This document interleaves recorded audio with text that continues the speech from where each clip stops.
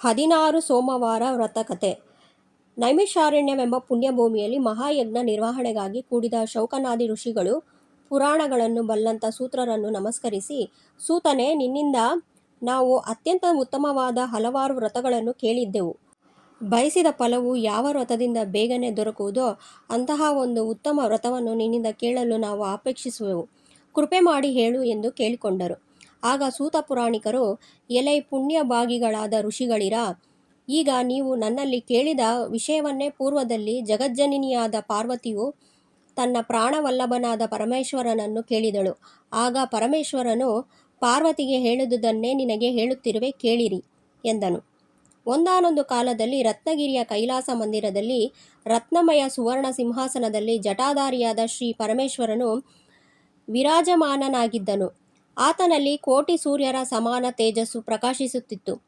ಅವನು ಯೋಗಾಸನದಲ್ಲಿ ಕುಳಿತಿದ್ದನು. ಆತನ ಕೈಗಳಲ್ಲಿ ವರಾಭಯ ಮುದ್ರೆಗಳು ಇದ್ದವು. ಮುಖಮಂಡಲವು ಮುಗುಳ್ನಗೆಯಿಂದ ತುಂಬಿ ಬ್ರಹ್ಮ ತೇಜಸ್ಸಿನಿಂದ ಮಿನುಗುತ್ತಿತ್ತು. ಮೈಮೇಲೆ ಶ್ರೇಷ್ಠವಾದ ವ್ಯಾಘ್ರಂಬರವು ಶೋಭಿಸುತ್ತಿತ್ತು.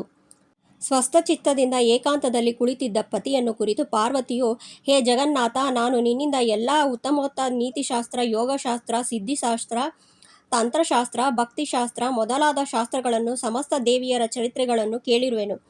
ಇಷ್ಟಾರ್ಥಗಳನ್ನು ಪೂರೈಸುವ ಅದೆಷ್ಟೋ ವ್ರತಗಳನ್ನು ಕೇಳಿರುವೆ.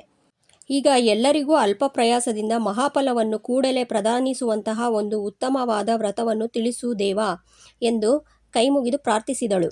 ಅದಕ್ಕೆ ಶಂಕರನು ಮುಗುಳ್ನಗುತ್ತಾ ಪ್ರಸನ್ನಚಿತ್ತನಾಗಿ, ಪ್ರಿಯೆ ಪಾರ್ವತಿ, ನೀನು ನನ್ನ ಮುದ್ದು ಮಡದಿ, ನನ್ನ ಪೂರ್ಣ ಪ್ರೇಮ ಕೃಪೆಗೆ ಪಾತ್ರಳು.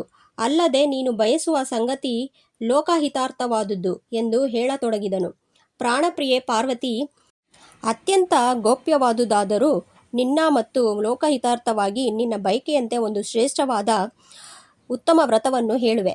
ಗಮನವಿಟ್ಟು ಕೇಳು. ನಾನು ಹೇಳುವ ವ್ರತವು ನಕ್ಷತ್ರಗಳಲ್ಲಿ ಚಂದ್ರ, ಗ್ರಹಗಳಲ್ಲಿ ಸೂರ್ಯ, ನದಿಗಳಲ್ಲಿ ಗಂಗೆ, ಇಂದ್ರಿಯಗಳಲ್ಲಿ ಮನಸ್ಸು ಹೀಗೆ ಶ್ರೇಷ್ಠವೋ ಹಾಗೆಯೇ ಶ್ರೇಷ್ಠವೂ ಸ್ವಾರಸ್ಯಪೂರ್ಣವೂ ಆಗಿದೆ. ನಾನು ಪೂರ್ವದಲ್ಲಿ ಪುರಾಣ ಚರಿತ್ರೆ ವ್ರತವನ್ನು ಕಂಡಿರುವಂತೆ ಹೇಳುವೆ. ನಾನು ಹೇಳುವ ವ್ರತಕ್ಕೆ 16 ಸೋಮವಾರಗಳ ವ್ರತ ಎಂದು ಹೆಸರು. ಈ ವ್ರತದ ಲೋಕೋತ್ತರವಾದ ಮಹತ್ವವನ್ನು ಏನೆಂದು ಹೇಳಲಿ? ಭಕ್ತಿಪೂರ್ವಕವಾಗಿ ಏಕಾಗ್ರತೆಯಿಂದ ಈ ವ್ರತವನ್ನು ಆಚರಿಸಿದರೆ ಅವರವರ ಮನೋಬಯಕೆಗಳು ತಕ್ಷಣ ಕೈಗೂಡುವುವು. ದರಿದ್ರನು ಧನಿಕನಾಗುವನು, ಕನ್ಯೆಯರು ಬಯಸಿದ ಪತಿಯನ್ನು ಹೊಂದುವರು. ಅಲ್ಲದೆ ಈ ವ್ರತದ ಆಚರಣೆಯಿಂದ ಪತಿಯ ಮರಣವನ್ನು ಕೂಡ ತಪ್ಪಿಸಬಲ್ಲದು.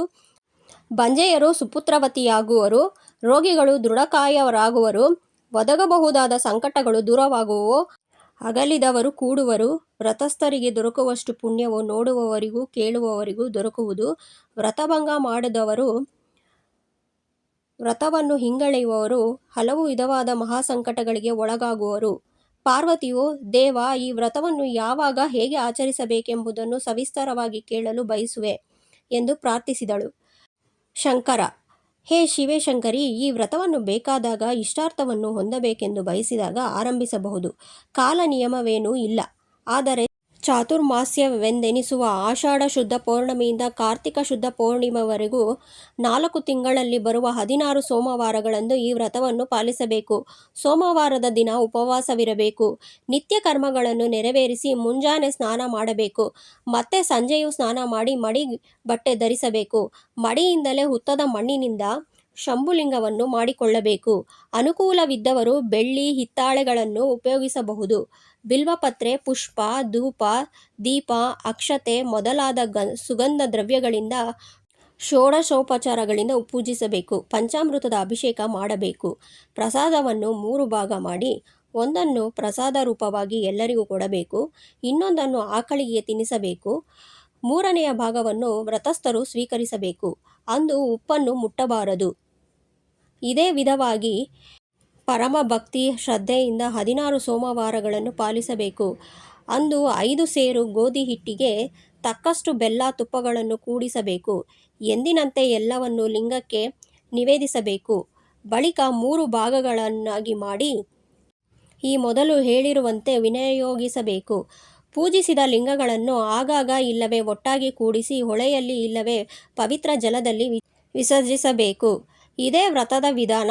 ಕೊನೆಯ ಸೋಮವಾರದಂದು ಅಡಿಗೆಯನ್ನು ಲಿಂಗಕ್ಕೆ ನಿವೇದಿಸಿ ಬ್ರಾಹ್ಮಣನಿಗೆ ಭೋಜನ ಮಾಡಿಸಿ ದಕ್ಷಿಣೆ ಕೊಟ್ಟು ನಂತರ ತಾನು ಸೇವಿಸಬೇಕು.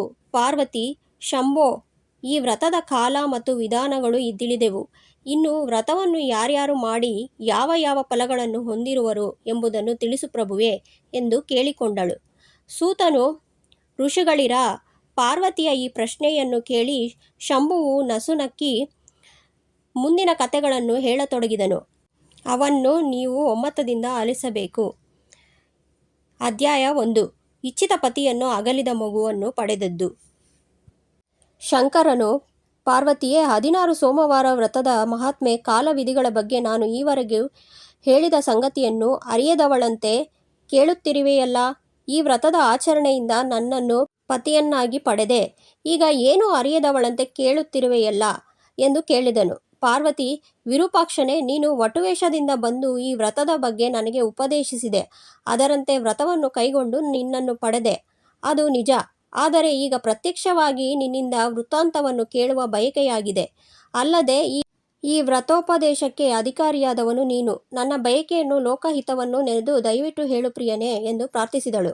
ಶಂಕರನು: ಶಿವೆ, ವಿಷ್ಣುವನ್ನಲ್ಲದೆ ನಾನೇ ಪತಿಯಾಗಬೇಕೆಂದು ನೀನು ಘೋರಾರಣ್ಯದಲ್ಲಿ ಉಗ್ರವಾದ ತಪಸ್ಸನ್ನು ಆರಂಭಿಸಿದೆ.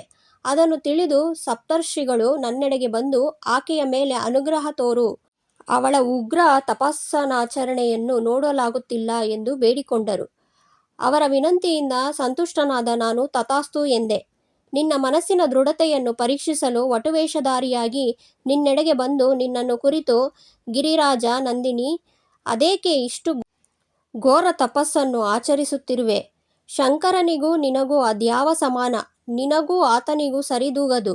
ನೀನು ವಿಷ್ಣುವನ್ನು ಮದುವೆಯಾಗು, ವೈಕುಂಠದ ಭಾಗ್ಯವೇ ನಿನ್ನದಾಗುವುದು, ಸುಖ ಸಾಮ್ರಾಜ್ಯದಲ್ಲಿ ಲೋಲಾಡುವಿಯಂತೆ ಎಂದು ಹೇಳಿದೆ. ಅದಕ್ಕೆ ಗಿರಿಜೆಯು ತನ್ನ ದೃಢನಿಶ್ಚಯವನ್ನು ಪ್ರಕಟಿಸಿದಳು. ಆಗ ನಾನು ನನ್ನ ನಿಜ ರೂಪವನ್ನು ಪ್ರಕಟಿಸಿ ಹಿಮಧಾಮಕ್ಕೆ ಹೋಗಿ 16 ಸೋಮವಾರದ ವ್ರತವನ್ನು ಕೈಗೊಳ್ಳಲು ಪೂಜಾ ವಿಧಾನಗಳನ್ನು ತಿಳಿಸಿದೆ. ಆದ್ದರಿಂದ ನಿನ್ನ ಬಯಕೆಯು ನಿಶ್ಚಿತವಾಗಿ ಕೈಗೂಡುವುದೆಂದು ಆಶ್ವಾಸಿಸಿದೆ. ಅದರಂತೆ ಗಿರಿಜೆಯು ತಂದೆಯ ಮನೆಗೆ ಹೋಗಿ ವ್ರತವನ್ನು ಆಚರಿಸಿದಳು. ಹಿಮನಗರದಲ್ಲಿ ಸಮಸ್ತ ವೈಭವದೊಂದಿಗೆ ಸಕಲ ಸುರ ನರ ಗಂಧರ್ವರ ಸಮುದಾಯದಲ್ಲಿ ಗಿರಿಜಾಶಂಕರರ ಲಗ್ನವು ಅತ್ಯಂತ ಆನಂದದಿಂದ ನೆರವೇರಿತು. ಸರ್ವರೂ ಅಕ್ಷತಾರೋಪಣ ಮಾಡಿದರು. ಸರ್ವಮಂಗಳೇ, ಪಾರ್ವತಿ, ನಿನ್ನೊಡನೆ ಕೋಪಿಸಿಕೊಂಡು ಬಹುದಿನಗಳಿಂದ ಅಗಲಿ ಹೋದ ನಿನ್ನ ಪ್ರಿಯ ಪುತ್ರನಾದ ಷಣ್ಮುಖನನ್ನು ನೀನು ಇದೇ ವ್ರತಾಚರಣೆಯಿಂದ ಪಡೆದುಕೊಂಡು ಆನಂದಿತಳಾದೆಯಲ್ಲವೇ? ಸ್ಮರಿಸು ಎಂದನು. ಪಾರ್ವತಿ: ನಾಥ, ನಾನು ಮಾಡಿದ ವ್ರತವನ್ನು ಅದರಿಂದ ಪೂರೈಸಿಕೊಂಡ ಇಷ್ಟಾರ್ಥವನ್ನು ಪ್ರಾಣನಾಥನಾದ ನಿನ್ನಿಂದ ಕೇಳಿ ಸಂತುಷ್ಟಳಾದೆ. ನನ್ನಂತೆ ಈ ನಿನ್ನ ಮಹಾಮಹಾತ್ಯದ ವ್ರತವನ್ನು ಮತ್ತೆ ಯಾರು ಆಚರಿಸಿದರು? ಅದರಿಂದ ಅವರಿಗೆ ದೊರೆತ ಇಷ್ಟಾರ್ಥಗಳೇನು ಎಂಬುದನ್ನು ಕೇಳಲು ಇಚ್ಛಿಸುವೆನು. ತಿಳಿಸಿ ಕೃಪೆಯಾಗಬೇಕು ಎಂದು ಕೇಳಿಕೊಂಡಳು ಪಾರ್ವತಿ.